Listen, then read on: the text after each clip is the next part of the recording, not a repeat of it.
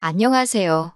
결혼한 지 1년도 되기 전에 돈 뽑아 먹으려는 시어머니와 신우에게 질려서 이혼을 결심한 30대 여성이에요. 생각해보면 그 모든 과정에서 지 역할 똑바로 못한 남편이 제일 한심한 X지만요. 남편과는 지인의 소개로 만났습니다. 기관은 다르지만 둘 다 공무원으로 일하고 있어요. 남편도 저도 구급 공무원에서 시작한지라 벌이는 비슷비슷하고요. 아시다시피 박봉이에요. 제가 공무원이란 직업을 고른 건 솔직히 직업적 사명이라던가 국가를 위해 헌신하겠다 그런 마음은 아니었어요. 결혼하고 아이를 키우면서도 유지하기에 좋은 직업 같았거든요. 사기업보다는 업무량도 덜할 것 같았고요. 남편의 경우 아버님께서 젊어서 사업을 많이 하셨어요. 잘 돼서 큰돈을 만지신 적도 있었지만 외환위기 때 쓰러지셨고 이후로 예전의 영광은 되찾지 못하셨다네요. 그러다 몇 년 전 마지막이다 생각하고 주식 투자를 시작하셨는데 그로 인해 그나마 가지고 계시던 얼마 안 되는 재산까지 다 잃으셨답니다. 남편은 어린 시절부터 아버님의 흥망성쇠라고 해야 할까요? 그 모든 과정을 옆에서 직간접적으로 겪었기 때문에 무조건 안정적인 직장을 갖겠다고 다짐했다고요. 그래서 군대를 전역하자마자 바로 공무원 공부를 시작한 거지요. 구구절절 말이 길었지만 결국 한마디로 남편이나 저나 가늘어도 오래 버틸 수 있는 직업을 선택한 거예요. 요새는 힘들게 합격하고도 관두는 사람들이 많다는데 저희가 결혼할 때만 하더라도 공무원이란 직업이 결혼 시장에서 인기가 좋았거든요. 그래서 저희 둘이 결혼한다고 했을 때 양가 어른들 모두 정말 기뻐하셨지요. 하지만 딱 한 가지 제가 친정부모님께 말씀드리지 못한 것이 있었으니 그건 바로 시댁의 경제적 상황에 관한 것이었습니다. 시댁 사정이 여의치 않다는 걸 알게 된 건 결혼을 며칠 앞두고 이리저리 집을 구하기 위해 동분서주하던 때였어요. 처음에 결혼 허락을 받기 위해 시댁에 인사를 드리러 갔던 날부터 어머님께서는 결혼할 때 저희 둘 섭섭하지 않게 해주시겠다 호언장담을 하시더라고요. 하지만 이미 남편을 통해서 오래전 아버님이 주식에 큰돈을 잃으셨다는 사실도 그래서 집안 사정이 녹록지 않다는 이야기도 들었던 상황이라 그런 어머님의 말씀을 쉽게 믿을 수 없었지요. 하지만 마음 한구석에서는 그래도 하나밖에 없는 아들 장가 보내려고 소위 따로 차신 주머니가 있으신가 하는 기대감도 있었답니다. 남편도 저랑 비슷한 마음이었던 것 같아요. 기분도 꽤나 좋은 눈치였고요. 그러다 상견례를 하던 날 저희 부모님 앞에서도 큰 소리를 치시는 걸 보곤 그때는 확실히 해주시려나 보다 생각이 들었고 정말 감사했지요.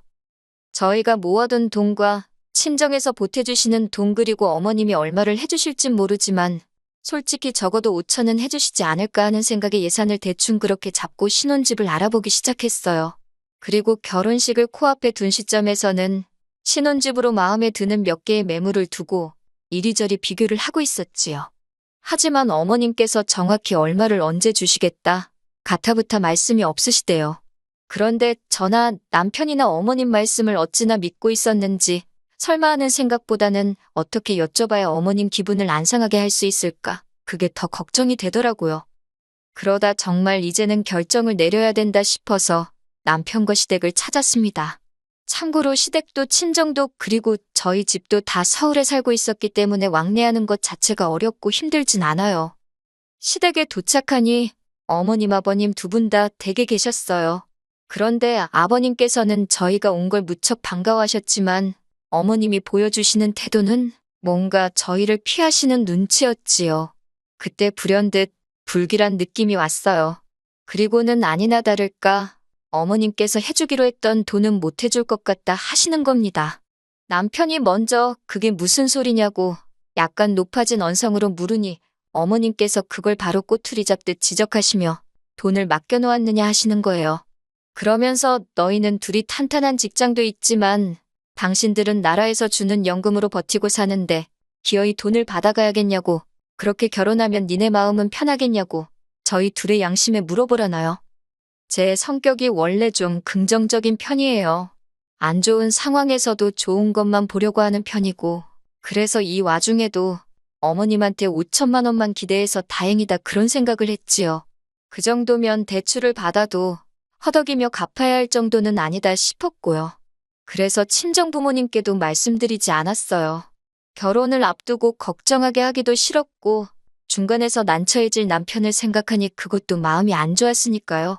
무엇보다 남편이 저한테 너무 미안해하니까 더 힘들게 하기가 싫었네요.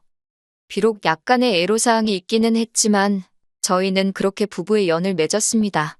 저희 둘만 놓고 보자면 모낭구석 없는 결혼 생활을 이어나갔어요. 다툼이 아예 없었던 것은 아닙니다. 연애할 때는 눈치채지 못했던 것들, 가령 남편은 게임을 너무 좋아하더라고요. 그래서 퇴근하고 오면 꼭 두세 시간은 게임을 하며 보냈는데 그래야 자기는 다음날 출근할 동력을 얻을 수 있다나요. 반면에 저는 게임을 좋아하지 않아요. 조용히 책을 읽는다거나 공부를 하는 편이지요. 여기서 공부라는 건 말 그대로 제가 그동안 몰랐던 것들을 배우는 일이에요. 다른 나라의 언어를 공부하기도 하고 재테크 공부 같은 거요. 몇 번의 다툼 끝에 저희는 서로의 다름을 인정하기로 했습니다. 그래서 퇴근하고 저녁 식사를 하고 나면 남편은 작은 방으로 저는 거실에서 각자 할 일을 하며 시간을 보내기 시작했지요. 오히려 그러고 나니까 사이가 좋아졌어요. 서로 충분히 스트레스를 풀었으니 예민할 이유가 없었거든요. 한편 그렇게 지내는 중 하루는 어머님께서 연락도 없이 저희 집에 찾아오셨습니다. 별로 놀랍지도 않았던 게 어머님께서는 이전에도 2번이나 연락도 없이 오신 적이 있거든요. 하지만 그때마다 저희가 집에 없었기에 그냥 돌아가셔야 했지요. 그래서 꼭 연락 좀 하고 오시라 말씀을 드렸는데 이번에도 그냥 오신 걸 보곤 대단하시네. 그런 생각이 다 들더라니까요. 그래도 그날은 저희가 집에 있었으니 문을 열어드렸습니다. 어머님께선 지나가다 들렸다며 집 안으로 들어오시기가 무섭게 부엌으로 향하셨어요. 그리고는 대뜸 저희 집 냉장고를 여시면서 이것 보라고 텅텅 비었다며 이러면 당신 아들은 뭘 먹고 사냐입니다. 아무렴 현대사회에서 군기해야겠어요. 소리가 목구까지 올라왔지만 어머님이랑 싸울 것도 아니니 그 말은 삼켰고요. 대신 인터넷으로 이것저것 식재료를 시켰고 이따 새벽에 오기로 되어 있다 했습니다. 요새는 온라인 마켓도 그렇고 대형마트도 그렇고 직접 가지 않아도 다 사 먹을 수 있잖아요. 그러자 어머님께서 아무리 그래도 세상에 그런 게 어딨냐며 주부인 제가 직접 시장에 가서 보고 사야 되는 거랍니다. 남편이 먹을 건데 남이 무슨 짓을 할 줄 알고 인터넷으로 먹을 거를 사냐고요? 아무렴 침이야 뱉겠어요. 그 소리도 하고 싶었는데 제가 그냥 그렇게 시장에 다니고 할 시간이 없다고 했습니다. 퇴근하고 언제 장 봐와서 다듬고 차리고 하느냐고요. 그러자 어머님께선 대뜸 저더러 결혼했으면 살림이 먼저지 공부고 나발이고 그런 건 할 시간이 있고 장 보러 갈 시간은 없냐는 겁니다. 여자는 원래 결혼하면 남편이 1순위, 시댁 식구들이 2순위 그렇게 돼야 하는 법이라면서요.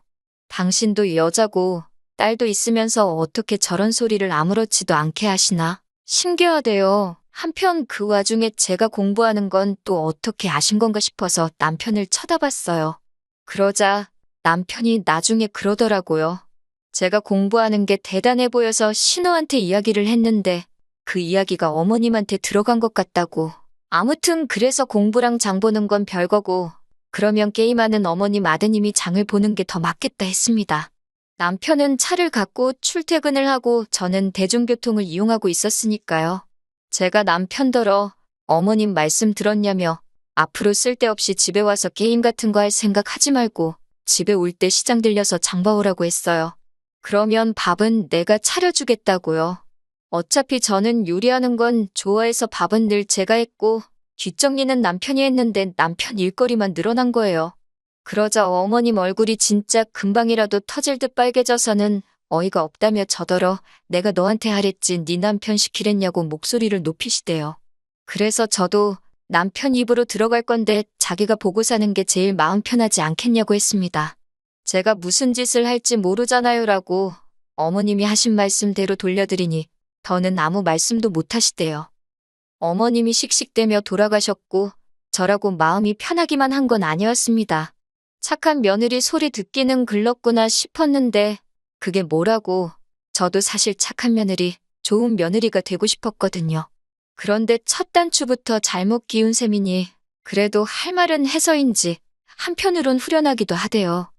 이후로 어머님과는 적당한 거리감이 생겼고 저는 그게 좋았습니다.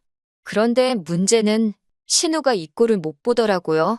신우는 남편보다 4살이 많았고 결혼도 했는데 신우 남편하고 사이는 안 좋은 눈치였어요.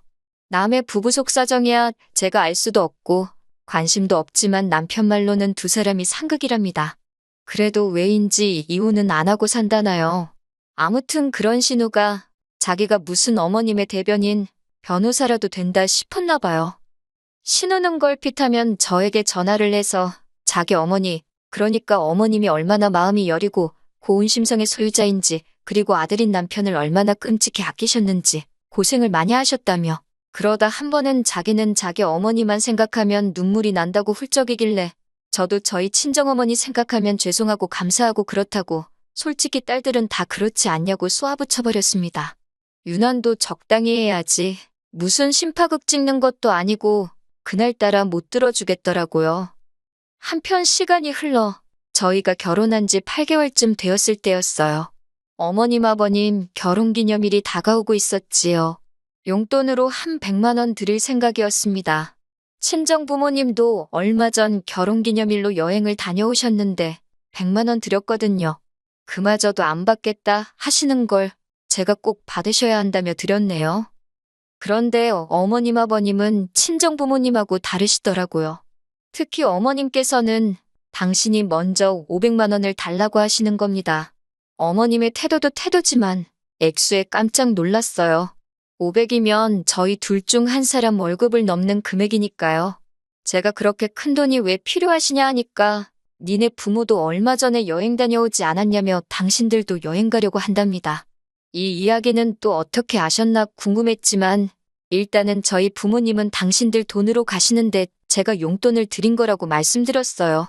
그랬더니 어머님께서 대번에 안색을 바꾸시며 그러니까 지금 제 말이 돈도 없으면서 무슨 여행을 가냐 이거냐입니다. 그러면서 호통을 치시는데 너무 황당하더라고요. 그러면서 잔말 말고 500만 원을 당신 계좌로 보내랍니다. 안 보내면 가만 안 둘 거래요. 그러고는 일방적으로 전화를 끊으셨는데 기가 차더라니까요. 남편에게 이게 말이 되느냐고 퍼부었습니다. 그랬더니 남편이 기껏 한다는 소리가 올해 500만 원 해드리고 이후로 미래 용돈에서 까면 되는 거 아니네요. 예를 들어 내년에 100만 원 드릴 거에서 80만 원만 드리고 그런 식으로 20만 원씩 까면 괜찮지 않겠냐고요. 제가 그 액수는 다 누가 정하는 거냐고 물었습니다. 누가 내년에 어머님 아버님 100만 원씩 드린다고 했냐고 그러면서 어디다 돈을 쌓아놓고 사냐고요. 그리고 이때부터는 내가 결혼하면서 어머님 말 바꾸신 걸로 당신한테 뭐라고 한 적이 있냐. 내가 뭐 제대로 된 거 하나 받은 게 있냐. 지금 누구 덕분에 대출 갚느라 고생인 줄 알긴 하냐. 500만 원이 네 집 개 이름이라도 되냐. 정말 따다다다 쏘아붙였네요. 그제서야 남편도 한 발 물러나긴 했는데 그 분을 삭힐 수가 없더라니까요. 하지만 상황은 여기서 끝나지 않았습니다. 어머님이 그렇게 일방적으로 전화를 끊으셨고 남편도 어머님 아버님께 500만 원은 못 해드린다는 제 의사를 확실히 전달했다 했기에 더는 신경 쓰지 않고 있었어요. 당연히 제가 먼저 어머님께 연락을 드린다거나 그런 일도 없었지요. 그랬는데 갑자기 아무 상관도 없는 신우가 나타난 겁니다. 제가 일하는 시청 앞으로 온 신우가 얘기 좀 하자며 저를 카페로 이끌더군요. 이번엔 또 무슨 심파를 찍으려고 동시에 카페에 아는 사람이라도 있을까봐 신경이 날카롭게 섰지만 일단은 한번 들어는 보자 싶어 순순히 신우를 따라갔습니다. 신우가 한다는 말이 저는 결혼 생활이라는 걸 며느리로 어떻게 살아야 하는지를 몰라도 한참 모른답니다. 그러면서 자기 어머니가 정말 500만 원을 욕심냈겠냐는 거예요. 돈이 문제가 아니라 저희 정성을 보려고 어머님이 저를 테스트하신 거랍니다. 여기서부터 너무 황당해서 말 그대로 이게 무슨 개소린가 싶더라고요. 그런데 신우가 계속해서 한다는 말이 퇴근하고 집에 오면 공부하고 그러지 않냐며 그 시간에 어디 마트라도 가래요. 식당이라도 가서 단기 아르바이트 같은 거 하면 솔직히 500만 원 금방 번답니다. 그런 노력을 하면 500만 원이 아니라 300만 원만 드려도 어머님 아버님이 절 최고의 며느리라고 추켜 세워주실 분들이래요. 어이가 없어서 그럼 남편더러 배달이라도 시켜야겠다고 받아쳤어요. 그랬더니 아니 자기 말을 어디로 들은 거냐며 며느리인 제가 벌어와야 되는 거랍니다. 시부모님을 향한 제 효심을 보고 싶으신 거래요. 말 같지도 않아서 아니 효도를 받아도 어머님 배 아파 낳은 자식인 형님이나 저희 남편한테 먼저 받으셔야지 왜 나한테 그러느냐 했어요. 그러면서 어머님 아버님 자식들 다 눈뜨고 버젓이 살아있는데 왜 저더러 고생을 대신하길 바라시는지 모르겠다. 저희 친정부모님은 하나라도 더 해주고 싶어 하시는데 어머님 아버님은 특이하시다고 그랬지요. 그랬더니 신우가 갑자기 네가 그렇게 잘났냐? 니네 부모가 그렇게 돈이 많냐 하면서 불같이 화를 내더라니까요. 그런 신우를 보고 있으니 저도 너무 화가 나서 신우한테 더는 할 말이 없다고 쪽팔린 줄 알라고 한마디 남기고 먼저 자리를 떴네요. 집에 오니 남편이 거실에 있었는데 표정이 밝지가 않더라고요. 그새 신우가 일렀구나 싶었지만 표정이 왜 그러냐 하고 묻지도 않았어요. 그랬더니 입이 근질거렸는지 남편이 먼저 오늘 자기 누나 만났냐고 묻대요. 그래서 만났는데 헛소리를 하더라고 나한테 투잡 끼어서 어머님 여행비를 벌어오랬다니까 그런 말이라도 알겠다고 하지 그랬냐고요. 순간 저는 제 귀를 의심했습니다. 그러면서 남편이 한다는 말이 저번에부터 어머님하고도 그렇고 왜 윗사람들이 말만 하면 무조건 싫다 못한다 그러냐나요? 그래서 그러면 당신은 지금 어머님이나 신우가 나한테 말이 되는 걸 할 수 있는 걸 시킨다고 생각하는 거냐고 따졌습니다. 그랬더니 남편이 한다는 소리가 현명한 여자는 이해심이 넓대요. 이렇게 집안에 큰 소리 날 일이 없게 한다나요? 결국 그날 저희는 이혼 소리가 오갈 만큼 크게 다투고 말았지요. 그리고 그날 다툼으로 저는 생각지도 못한 남편의 속내를 알게 되었습니다. 남편 역시 어머님과 마찬가지로 제가 책을 읽고 공부를 하며 제 시간을 갖는 게 마음에 들지 않았던 모양이 돼요. 다른 집 여자들은 남편이 퇴근하고 오면 저녁 차려주고 남편 쉬는 동안 집안일도 대신 한다는데 저는 유별난 것 같답니다. 자기가 마음 편히 쉴 수가 없대요. 그래서 남편더러 기억상실이라도 걸렸냐고 우리 맞벌인 거 까먹었냐고 그러면 나도 공무원 때려치게 당신도 다른 남자들처럼 한 달에 1,000만 원씩 벌어오라고 했습니다. 그러다 냉전 상태로 들어갔어요.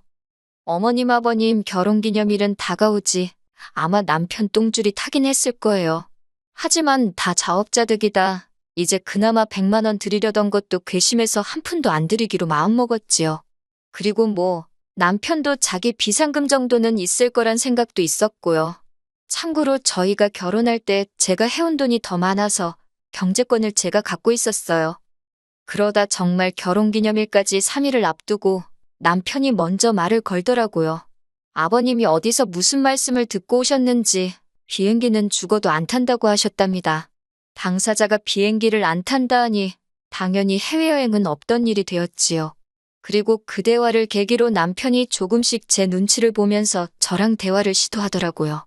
여전히 그날의 대화를 생각하면 화가 치밀었지만 안 보고 살 것도 아니고 어쩌겠나 싶은 마음으로 저도 마음을 좀 풀려고 노력을 했지요. 그리고 결혼기념일 당일이었습니다. 고기나 실컷 먹자는 아버님의 말씀에 어머님 아버님, 저희 부부 그리고 신우까지 모였네요. 그런데 그 자리에서 신우가 저희랑 상의도 없이 어머님 아버님더러 결혼기념일 여행을 못 가게 되었으니 TV랑 프리미엄 안마의자를 사드리겠다 하는 거예요. 저희랑 같이 돈을 모아서요. 황당해서 제가 신우더러 잠깐 이야기 좀 하자 했습니다.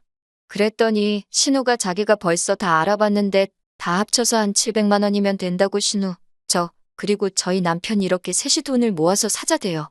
자기가 한 250 낼 테니까 저희더러 450 내라면서 그래도 해외여행보다 싸게 먹히지 않냐고요.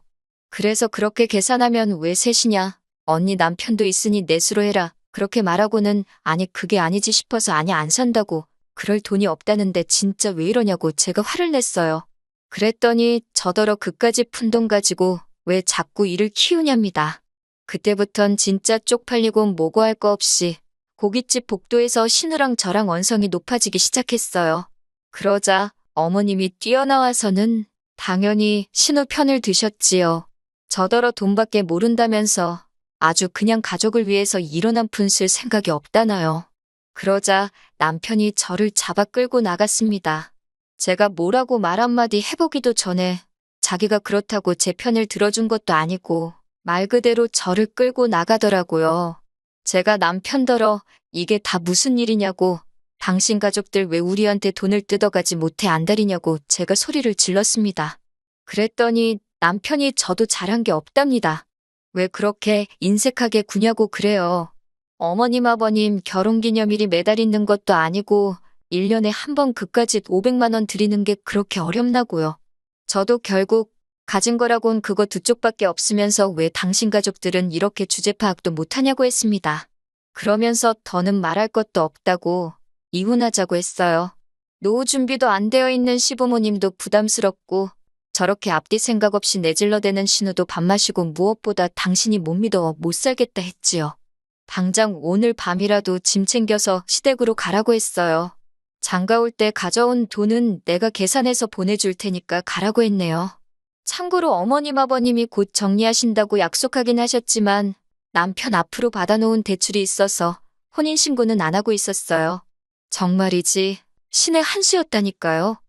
아무튼 제가 세게 나가니 남편은 저번처럼 다시 한번 한 발 물러서긴 했지만 더는 못 참아주겠더군요. 그래서 이런저런 실랑이가 오갔지만 결국 헤어졌습니다. 그런데 어머님은 끝까지 돈 500이 뭐라고 이혼을 하느냐고 저더러 후회할 짓 하지 말랍니다.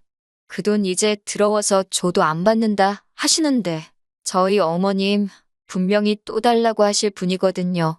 그리고 그 망할 시누이만 생각하면 그 엑스랑 가족이랍시고 얽혀 사느니 이 꼴 저 꼴 안 보고 사는 게 낫다 싶어서 뒤도 안 돌아보고 헤어지는 걸로 마음먹을 수 있었네요. 남편과 완전히 정리가 되고 나서야 친정에도 그간 있었던 일을 알렸습니다. 저희 부모님께는 정말 제가 큰 불효를 했지요. 너무 속상해 하셨거든요. 아, 남편에게선 연락 계속 와요. 하는 말이야 뻔하지요.